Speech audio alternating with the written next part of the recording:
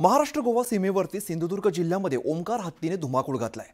कळपातून बाहेर पडून मानवी वस्तीत शिरलेला हत्ती चांगलाच माणसाळलेला आहे। मात्र त्याच्यामुळे शेतकऱ्यांचं यात मोठं नुकसान सुद्धा होत आहे।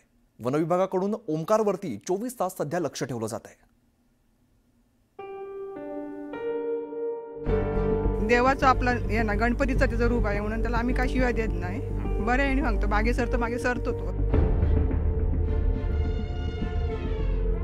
देखणं प्राणी म्हणजे निरुपद्रवी प्राणी आहे। ज्या हत्तीचं जेवढं निगेटिव्ह वातावरण तयार झाले तसं मला तो वाटत नाही।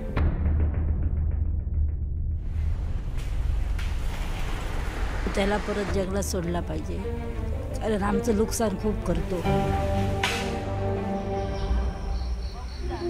सुंदर देखणा आणि ऐटदार चालीचा हा ओमकार हत्ती सध्या चांगलाच चर्चेत आहे।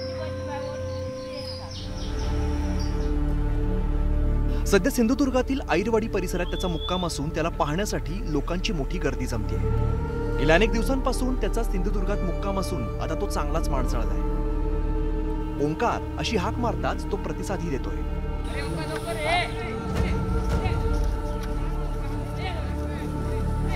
माणसाळलेल्या हत्तीकडे गणपतीचं रूप म्हणून पाहिलं जात होतं। मात्र गेल्या आठवड्याभरापासून तो थोडा आक्रमक झाल्याने ग्रामस्थ सध्या भीतीच्या छायेत आहेत। सकाळ संध्याकाळ देवळाकडे हजर असा आणि त्या कुमारखनीत भातात हे करता नादधूस करता आणि त्या केळीने भीती वाटते हत्तीची। हो हत्तीची भीती वाटते। त्याच्यामुळे कातरणी करताना लोक पळातात आणि पेंडका तकलेर असताना दिसत नाही। ह्या 4 दिवसात लोकांना आता भीती वाटायला लागली कारण आता माणसं बघून तो आता अंगावर जरा यायला लागला म्हणून तो हाक मारल्यावरती सुद्धा त्या दिशेने आवाजाच्या दिशेने आवाजाच्या दिशेने येतो। हाक मारल्यावर येतो आवाजाच्या दिशेने। काय म्हणून हाक मारता येईल? ओमकार। आणि हाक वगैरे मारल्यावर तो सोन वगैरे वर करून हे करतो पण त्याला समज फक्त त्याची खायची व्यवस्था जरा केली पाहिजे त्याच्यामुळेच तो शेतात येतो।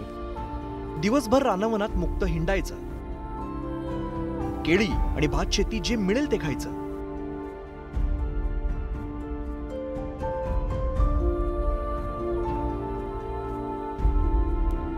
नदीत मनसोक्त डुंबायचं असा त्याचा दिनक्रम झालाय। वन विभागाकडून त्याला जंगलेच्या दिशेने पाठवण्याचा अनेक वेळा प्रयत्न करण्यात आला मात्र तरीही तो पुन्हा पुन्हा मानवी वस्तीत येतोय। तो बिथरू नये किंवा हल्ला करू नये यासाठी त्याच्या भोवती वन विभागाचा 24 तास खडा पहारा देण्यात येतोय।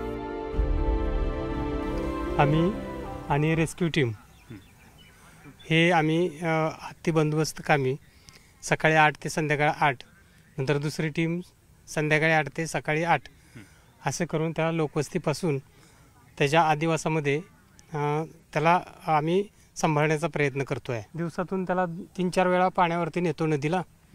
त्यानंतर इथं कधी भात खातो, कधी नाचणी खातो, कधी केळी खातो किंवा असं पालापाचोळा सुद्धा तो खात असतोय।